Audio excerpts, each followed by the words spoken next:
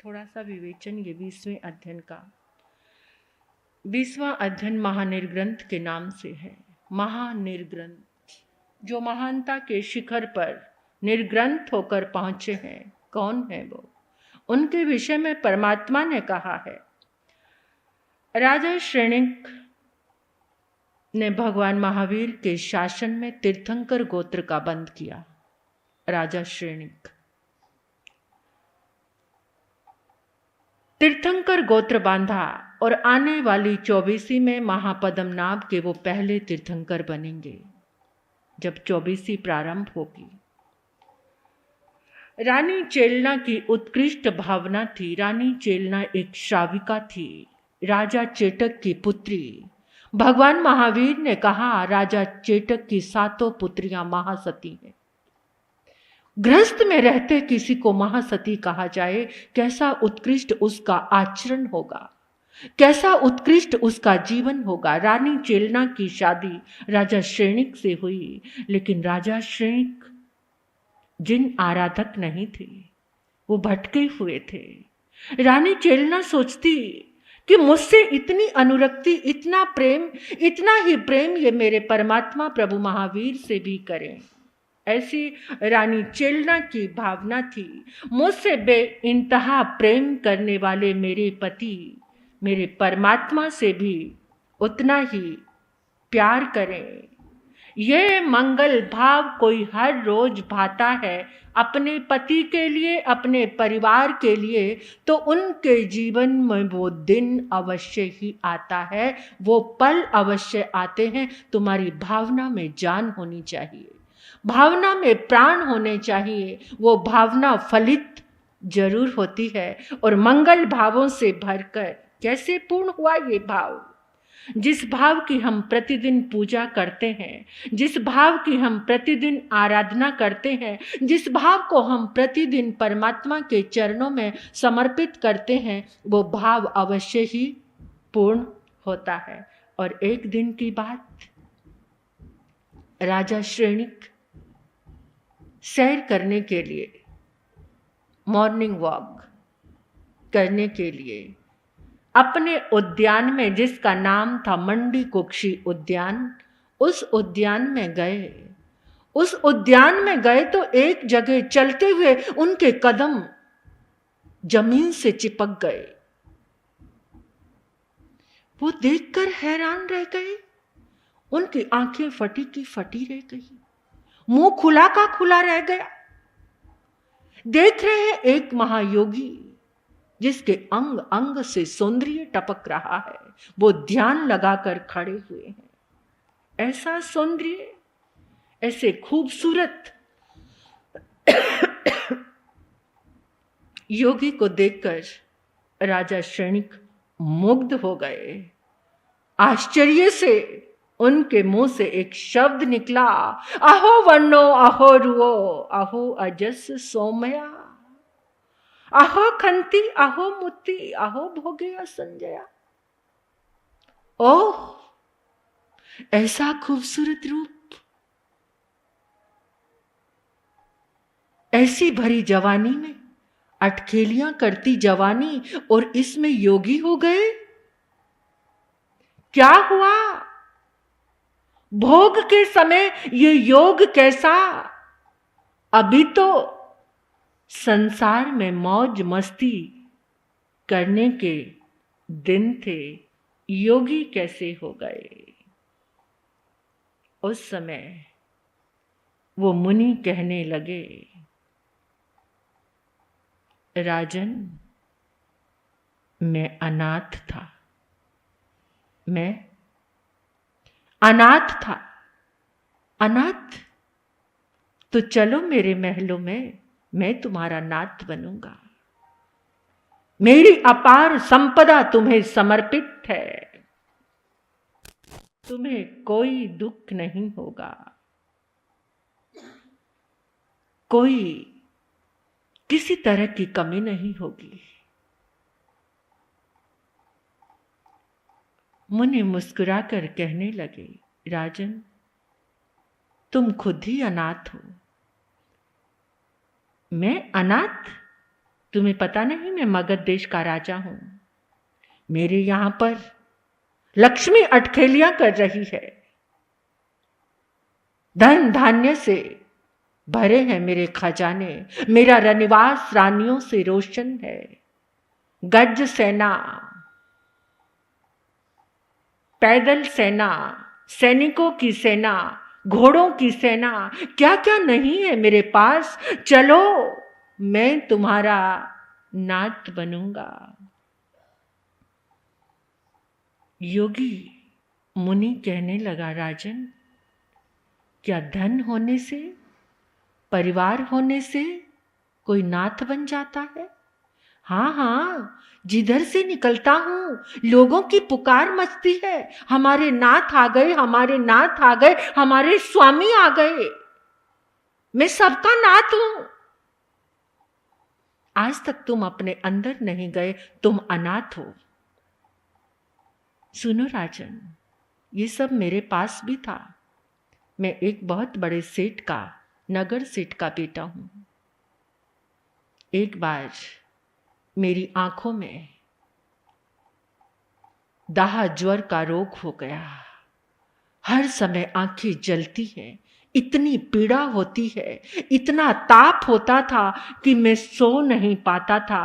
कितनी रात्रियां बीत गई, मैंने आंखें बंद करके नहीं देखा। हर समय जलता रहता मैं।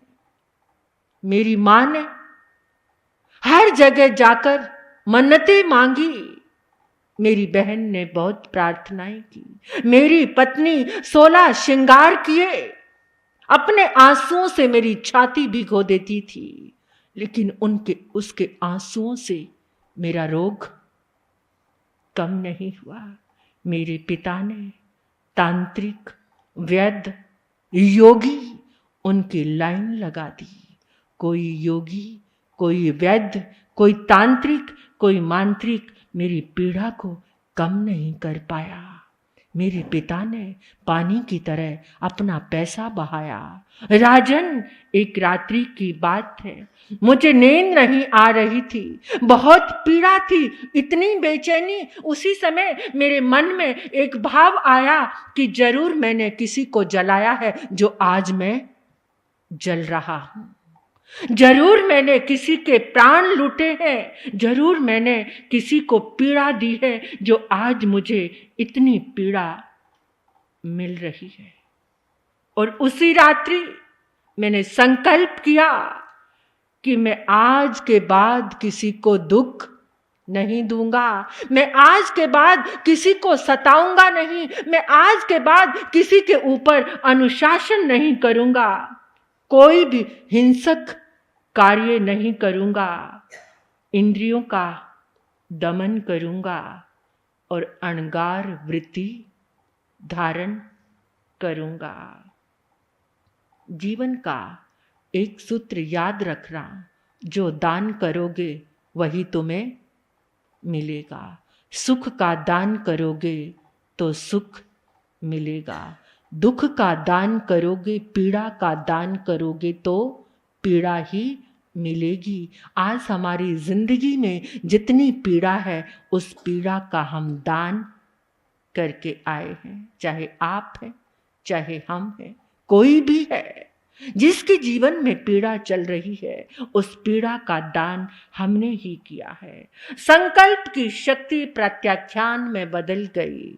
जो संकल्प लिया था वो शक्ति प्रत्याख्यान की शक्ति बन गई और वेदना का सागर सुख के सागर में तुरंत बदल गया। जो दुख का सागर था वो क्या बन गया?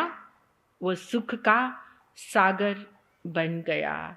और कहते हैं परमात्मा कि प्रत्याख्यान लेने वाले के जो पहले अर्जित, पूर्व अर्जित कर्म होते हैं वो पाप भी मुक्त हो जाते हैं, वो पाप भी छूट जाते हैं जब हम प्रत्याख्यान लेते हैं, संकल्प लेते हैं। आज की भाषा में आप उसको संकल्प कह देते हैं कि मैंने संकल्प ले लिया, परमात्मा उसको प्रत्याख्यान कहते हैं।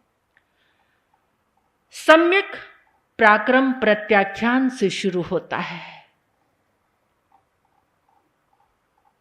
राजन, मेरी सारी वेदना चली गई। पहली बार जो मैं इतने महीनों से तड़फ रहा था, मुझे सुकून की नींद आई, नींद लग गई। जब मैं सुबह उठा तो मेरी आंखों में कोई वेदना, जो आंखें हर पल जलती थी। और जब मैं माता पिता के पास आकर बोला, मेरी वेदना खत्म हो गई, देखो हमारी दुआएं रंग लाई। बहन, पत्नी, पिता, माँ सब झूम झूम के आगे आए, पकड़ रहे हैं। मैंने कहा, राजन मेरी बात भी सुनो। मैंने भी एक प्रतिज्ञा ली थी कि मेरी आंखों की वेदना चली जाती है तो मैं किसी जीव को सताऊंगा नहीं। मैं सारे जीवों का रक्षक बनूंगा, मैं सारे जीवों का नाथ बनूंगा। और अब मुझे आज्ञा प्रदान करो, मैं अणगार बनूंगा, साधु बनूंगा। और मैंने अपना सर्वस्व जिन शासन को समर्पित कर दिया राजन, मुझे समझ आ गया क्या, अप्पा नई वेरणी, आत्मा ही वेतरणी नदी है। अप्पा में कूड़ सामली, इस आत्मा में ही सब कुछ है। अप्पा काम दुहा धेनु, अप्पा में नंदन वन, आत्मा में ही सब कुछ है। उस नंदन वन का मैं आनंद ले रहा हूं, इसलिए मैं साधु हो गया। जैसे ही राजा श्रेणिक ने सुना, राजा श्रेणिक के रोम रोम में स्पंदन होने लगा, रोमांच होने लगा। वाक्य में, मुनिराज आपने ही नाथ बनने का मार्ग तो आपने ही खोजा है। मैं तो बिल्कुल आज आपने मुनिराज की ओजस्वी वाणी समझकर सुनकर राजा श्रेणिक उनके अनन्य भक्त हो गए और सम्यक ज्योति उनके भीतर जल गई। ऐसी ज्योति जली कि राजा श्रेणिक तीर्थंकर बनने के शिखर को छू लिया। जो अभी अहंकार में अपने आप को नाथ समझ रहे थे, अब राजा श्रेणिक सम्यक्त्वी हो गए। राजा ने मुनि का अभिनंदन किया और कहा, हे मामुनि, आपका मनुष्य जन्म पाना सार्थक हो गया, सफल हो गया। हे महर्षि, आप ही वास्तविक, आपने ही लाभ को प्राप्त किया है। वास्तविक रूप में आप ही सनाथ हैं, आप ही सभी के सबंधु हैं, सभी के बंधु हैं, क्योंकि सर्वोत्तम जिनेंद्र के मार्ग पर आप चल रहे हैं। इसलिए मेरा आपको कोटि कोटि वंदन, कोटि कोटि वंदन। राजा ने क्षमा मांगी और अपने भोगी जीवन को संयमित बनाया, नियम में बनाया, योग के मार्ग पर आगे बढ़ने लगे। तो जिन कारणों से दुख उत्पन्न होता है, उन कारणों का हम प्रत्याख्यान लेते हैं, तो परमात्मा कहते हैं तुम्हारे जीवन में ही सुख का सागर है। इस सुख के सागर को हम सब स्वीकार कर सकते हैं।